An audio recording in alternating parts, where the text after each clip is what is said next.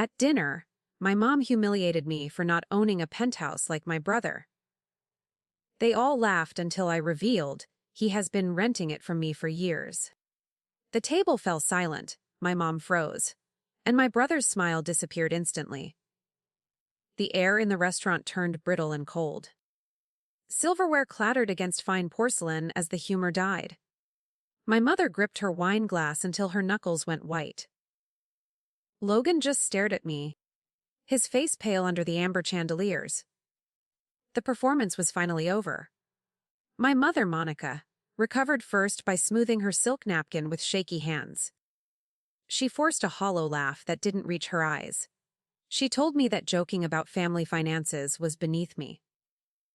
Her voice carried a sharp, desperate edge. Beside her, my father looked at the tablecloth, as if searching for an escape. Logan tried to regain his composure by leaning back, but his hands were trembling beneath the table. He looked like a man watching his reflection shatter. The room felt suddenly too small. I pulled my phone from my clutch and swiped to the property portal.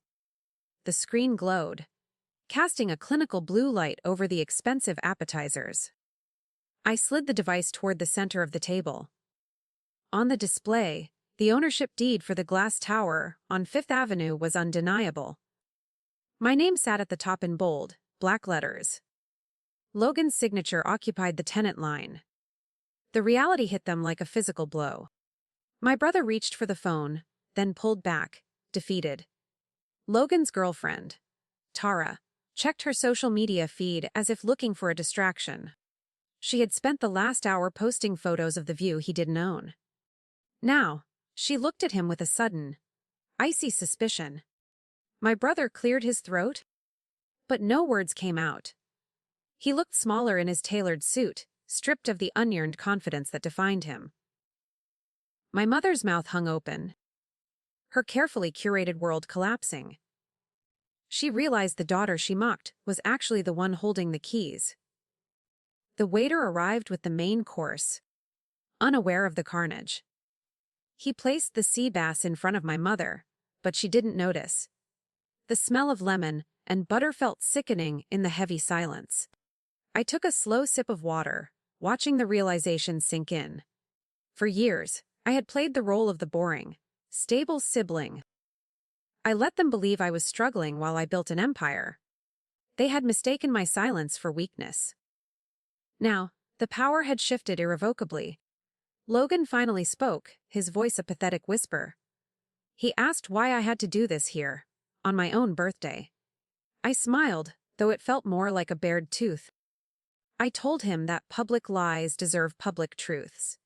He had been using my property to build a fake identity, while mocking my thriftiness. My mother tried to interrupt, but I held up a hand. I wasn't the quiet daughter anymore. I told them that the rent was 3 months overdue. The table felt icy.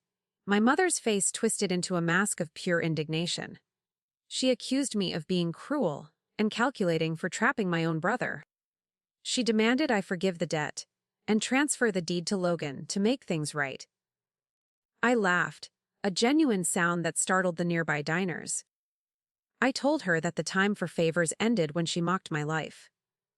My father finally looked up, his eyes filled with a strange, newfound respect.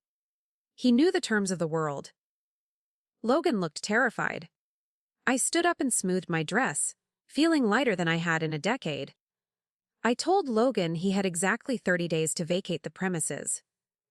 My mother started to shriek about family loyalty, but her voice faded into the background noise.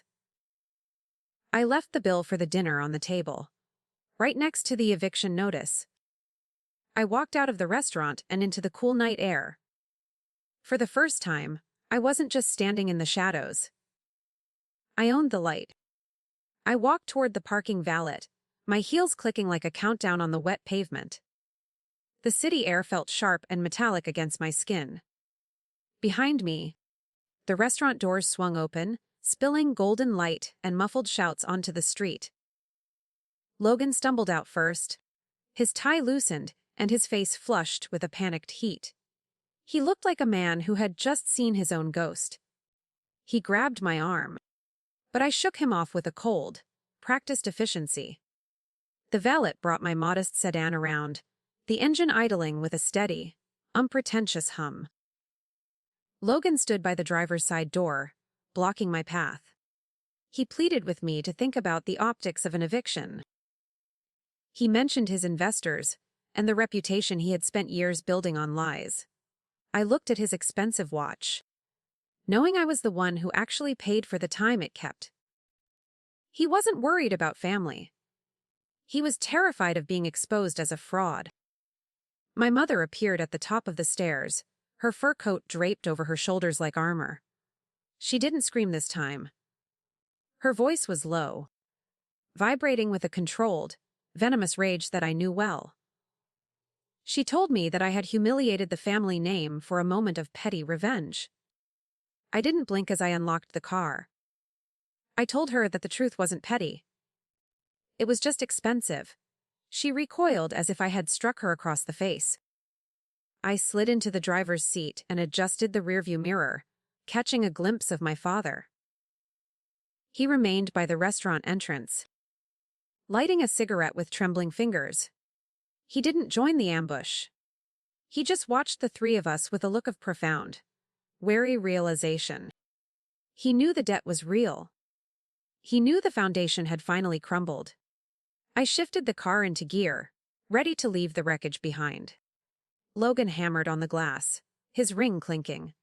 The drive back to my small apartment was quiet and strangely hollow.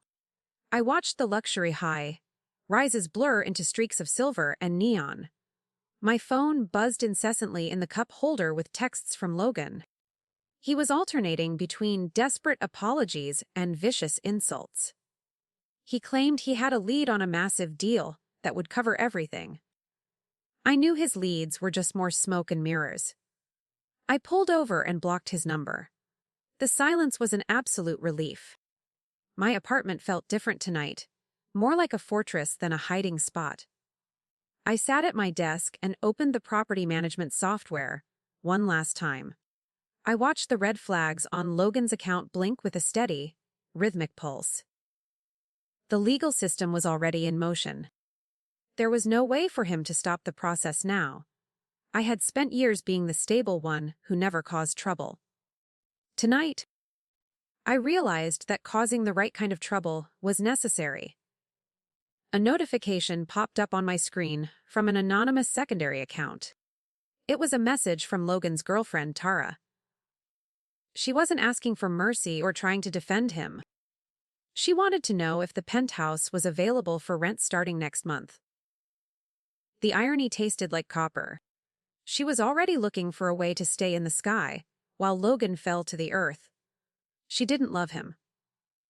She loved the view I provided. People were so predictable. I deleted the message without responding and shut the laptop lid.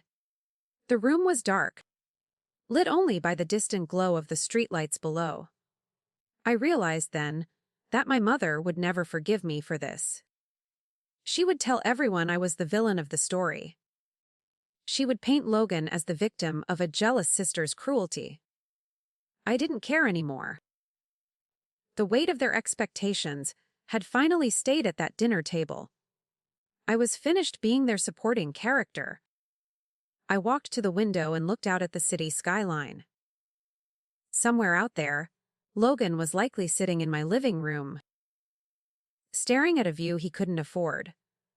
He probably thought he could still negotiate a way out of the darkness. He didn't understand that I had already moved on to a much bigger project. I picked up my pen and signed a new contract for a commercial lot downtown. The real game was only beginning. My phone rang with an unknown number. I stared at the unknown number as it pulsed on the silent screen. I finally answered, expecting more of Logan's desperate blustering or my mother's jagged guilt. Instead, a voice I recognized as the building's overnight security guard spoke with frantic haste. He told me that someone was currently moving large crates out of the penthouse service elevator. Logan was trying to strip the place before the formal eviction could lock him out. He was stealing the fixtures I had installed. I grabbed my keys. The night air felt like a blade as I drove back toward the glass tower.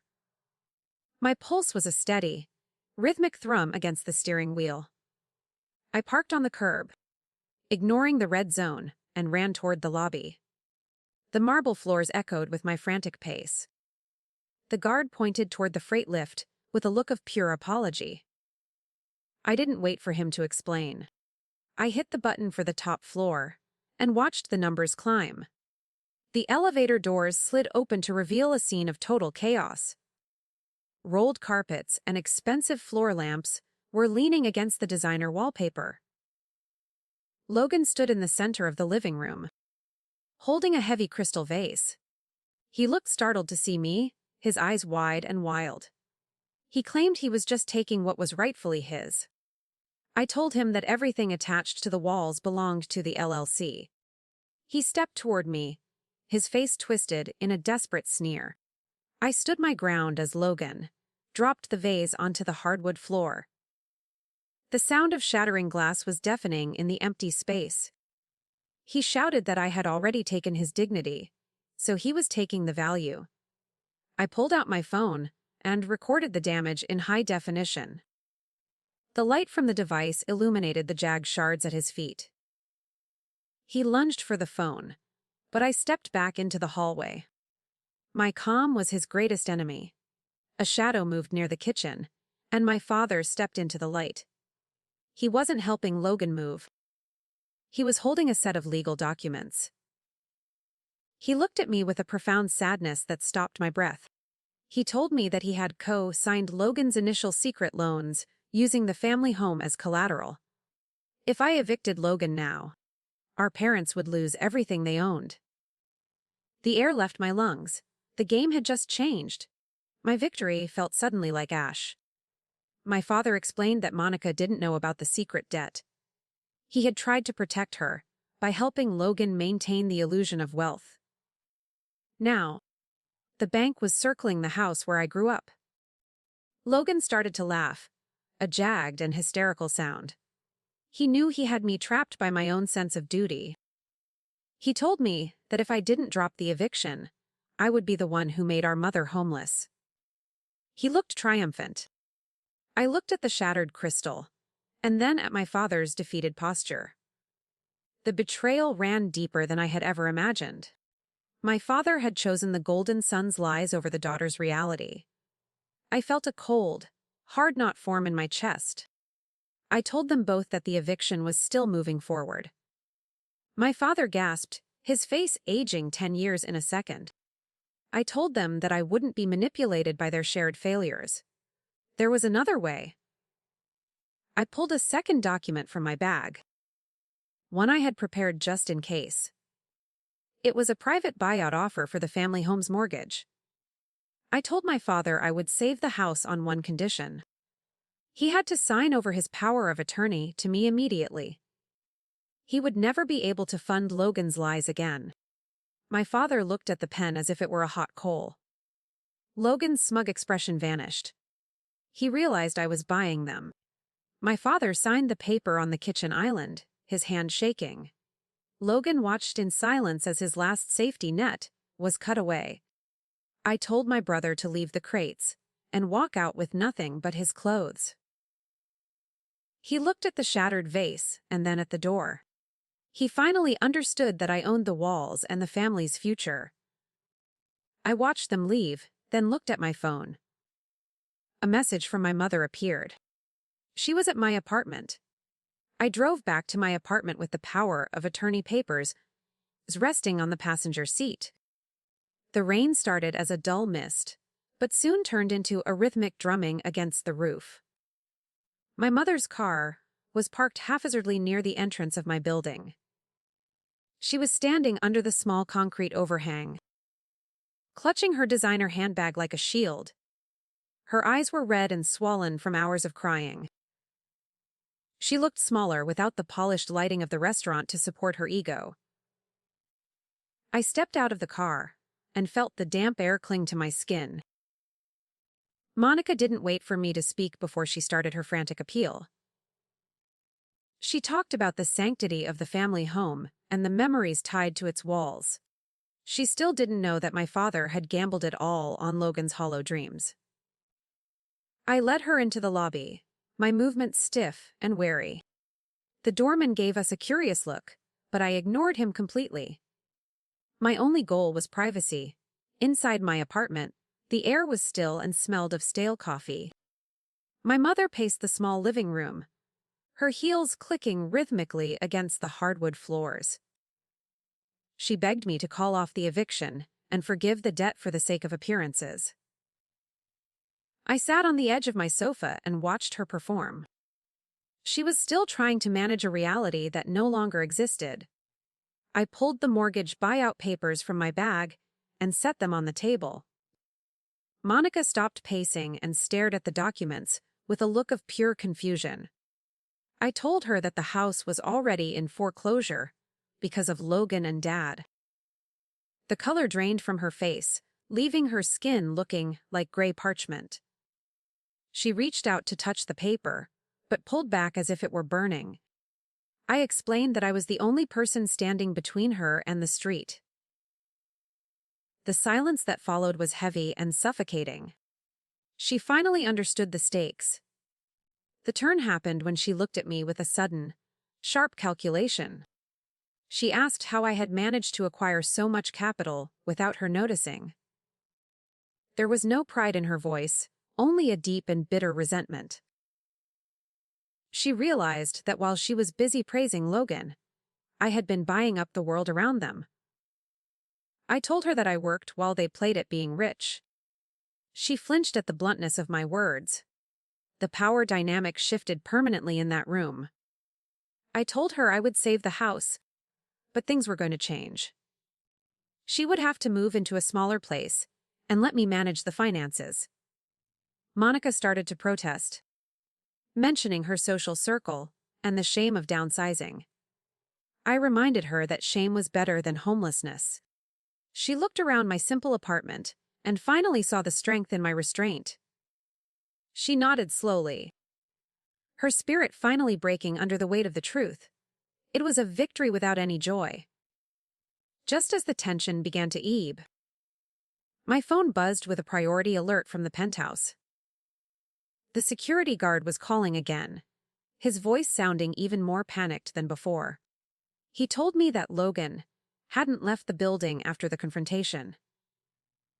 Instead, my brother had locked himself in the electrical room on the top floor. He was threatening to sabotage the entire building's cooling system.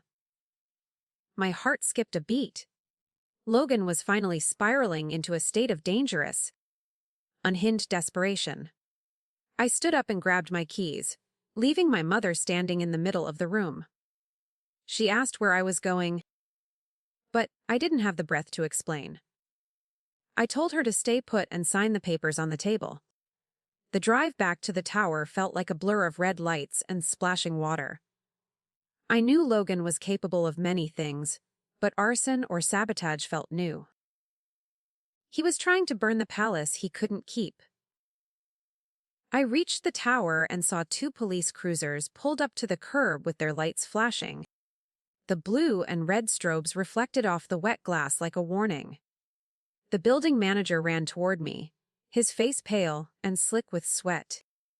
He told me that Logan had a canister of gasoline and was demanding to speak to me. He wouldn't talk to the negotiators or my father. My brother was waiting for the owner. I realized then that Logan wanted a final audience. I pushed through the lobby glass doors as the humid night air clung to my skin. The police captain blocked my path, his hand resting on a heavy equipment belt. He explained that Logan was barricaded in the mechanical room on the 40th floor.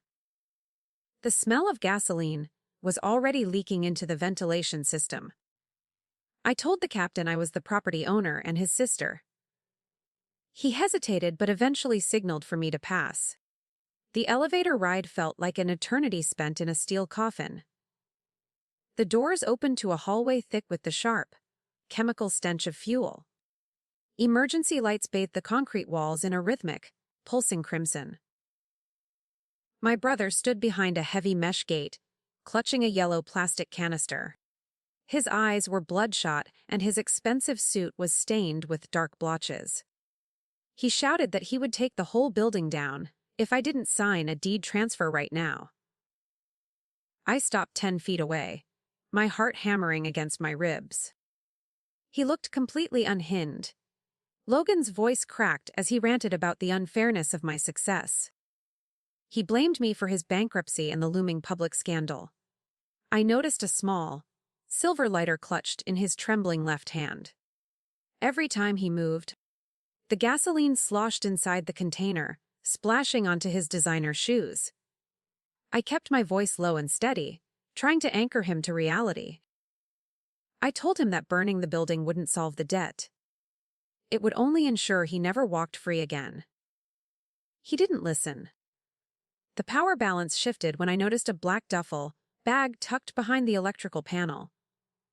It was partially open, revealing stacks of banded $100 bills. Logan hadn't just been losing money, he had been skimming from his investors for months. This wasn't a protest against a mean sister. It was a desperate attempt to destroy the evidence of a massive felony before the forensic auditors arrived. The gasoline wasn't for the building. It was for the paper trail he left in the office. I stepped closer, ignoring the warning growl from the police radio on my hip. I told Logan I knew about the bag and the stolen funds. His face went from rage to a hollow, terrifying mask of fear. He realized that even if he burned the tower, the digital records were already backed up in my private cloud. I held out my hand for the lighter, promising to help him find a lawyer. He looked at the duffel bag and then at the flickering flame. Logan suddenly lunged toward the main circuit breaker, with the lighter held high. I grabbed a heavy fire extinguisher from the wall and pulled the safety pin. The white chemical powder exploded into the air, coating the room in a thick, suffocating fog. My brother stumbled back, blinded and coughing. As the lighter clattered onto the wet concrete, I surged forward and kicked the flame away from the fuel. 2 officers burst through the door and tackled Logan to the ground. The threat was finally over. The police dragged my brother toward the elevator, while he sobbed into his chest. He looked like a broken child, rather than the titan of industry he pretended to be. I stood in the middle of the mess, my lungs burning from the extinguisher dust. My father appeared in the doorway, his eyes fixed on the black duffel bag. He looked at me with a silent plea for mercy, but I turned away. I couldn't save them from the crimes they chose to commit.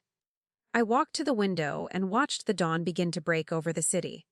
The sky was a bruised purple, fading into a cold, pale gold. Below, the sirens were finally silenced, replaced by the mundane sounds of morning traffic. I realized that the penthouse was no longer a trophy or an investment. It was a crime scene. My phone buzzed with a text from my property manager. He told me the forensic team had just found something in Logan's hidden safe. The message contained a single photo of a forged document. It was a life insurance policy taken out in my name, with Logan as the sole beneficiary. The premium had been paid in full just 2 days before the dinner. My brother hadn't just been planning to steal my property. He had been calculating the exact value of my death. I felt a cold shiver crawl down my spine as I realized how close I had come. The betrayal was now absolute and final. I stared at the forged insurance policy on my phone as the elevator descended. The numbers on the screen blurred into a jagged map of my brother's depravity. He had priced my life at $5 million. That cold figure explained the dinner invitation and the sudden intensity of his mockery. He wanted me angry and distracted so he could finalize his plan. My father stood beside me, his eyes fixed on the floor indicator. He didn't know about the policy yet, but he smelled the sulfur of Logan's ultimate ruin. The lobby was crawling with investigators and building staff. I walked past the yellow police tape, without looking back at the crime scene. The morning air was damp and smelled of exhaust and rain. I needed to find a safe place to process the revelation.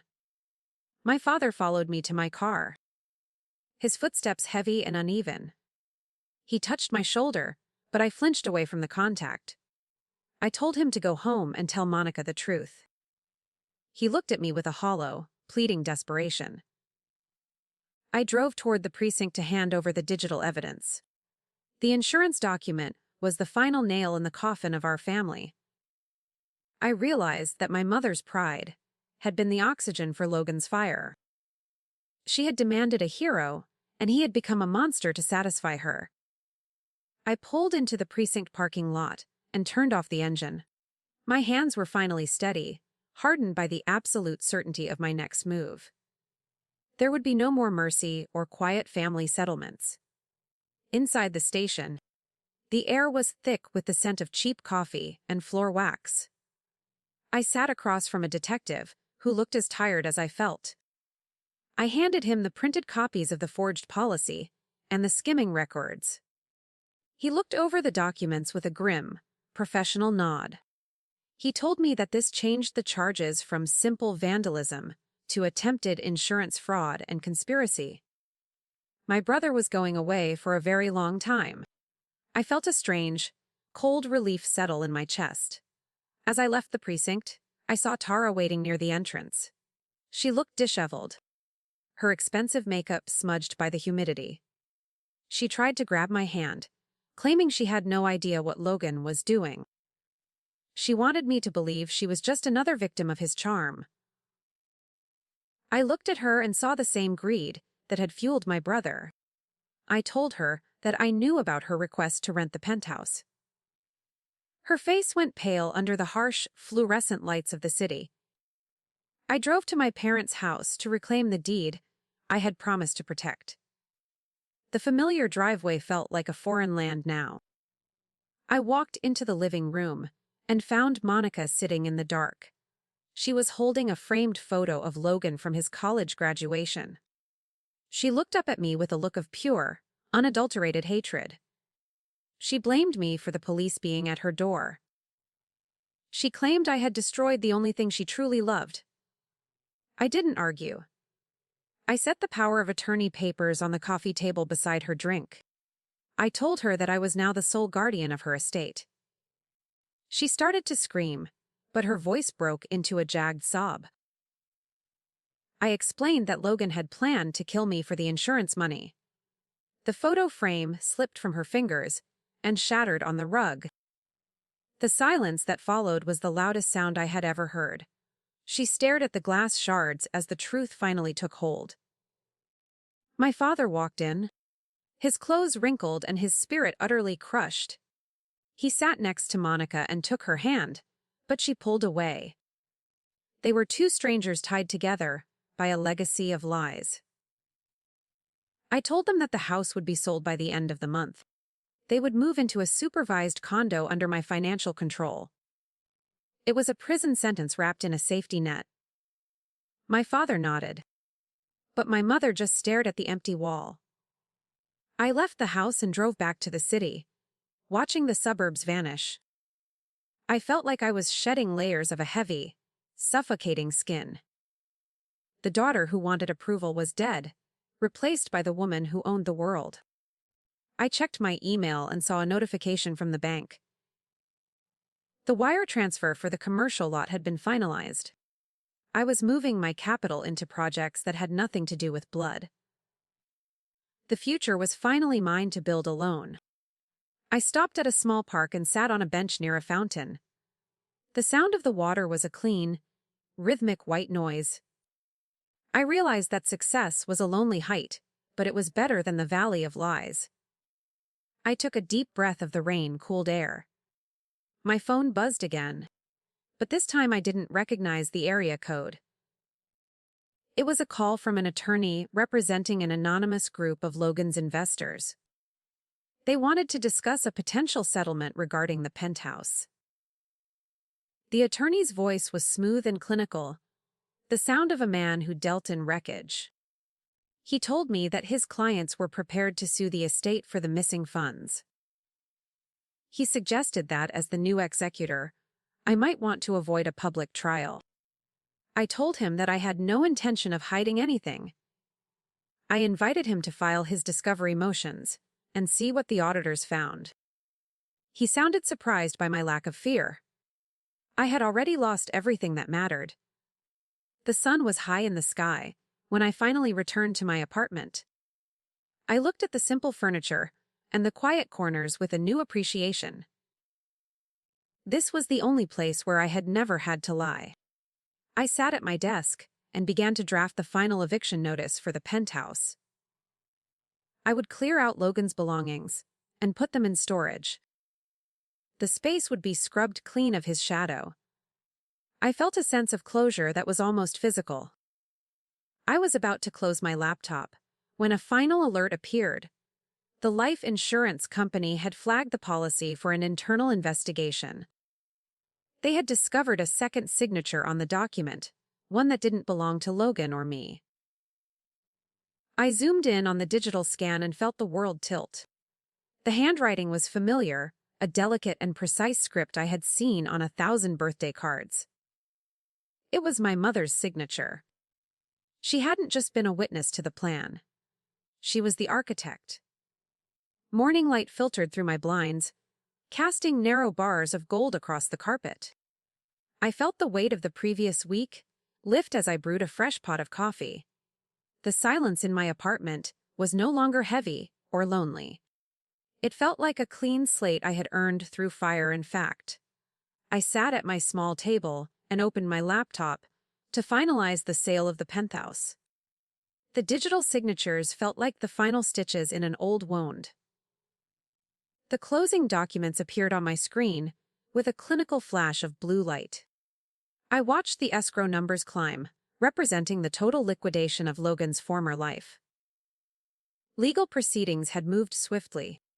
Logan was sentenced to 5 years, while my mother escaped jail time through a plea deal, but was now legally barred from managing any financial assets. She was living in a modest condo I purchased under a strict trust. Our relationship was now a series of scheduled wire transfers. My father called me while I was reviewing the final wire confirmation. His voice sounded thin and distant, like a radio signal fading out in a storm. He told me that Monica was spending her days staring at old society magazines. She was looking for her own name in the archives of a world that had forgotten her. I told him to keep the doors locked and the credit cards canceled. He thanked me with a sincerity that made my heart ache. The sale finalized at noon, and the Penthouse was officially someone else's problem. I felt a sudden urge to walk through the empty space one last time. I drove to the tower and used my master key to enter the 40th floor. The air inside was stale and smelled of industrial cleaning fluid. The broken glass had been swept away, leaving the hardwood floors gleaming and hollow. I stood by the floor-to-ceiling windows and looked out at the vast, uncaring city. I noticed a small, silver cufflink caught in the shadow of a floor vent. It was shaped like an anchor, a gift my mother gave Logan for his first big deal. I picked it up and felt the cold metal against my palm. He had always been the anchor that dragged us all down. I walked to the trash chute in the hallway and dropped the silver trinket inside. It vanished with a distant, metallic clatter into the darkness. I felt nothing. The elevator ride down felt faster than usual, as if the building was eager to eject me. I walked out into the lobby and nodded to the security guard who had helped me. He looked surprised to see me smiling for the first time in years. I told him to have a good life and walked out into the sun. I was no longer Payton the daughter or Payton the landlord. I was simply a woman with a plan and a future.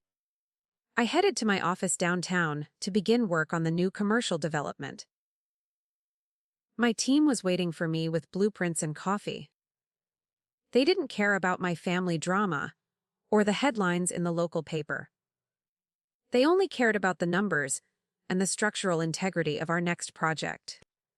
I sat at the head of the conference table and laid out the new strategy. We were building something that would actually last. My phone buzzed with a message. It was an alert from a private investigator I had hired months ago. He had found a second life insurance policy, but this one wasn't for me. It was a policy for Logan, taken out by my father 10 years ago. The beneficiary wasn't my mother or me. It was a name I had never heard of before. I looked at the strange woman's photo and realized the secrets hadn't stopped. I closed the file and looked at my team. The game was never over.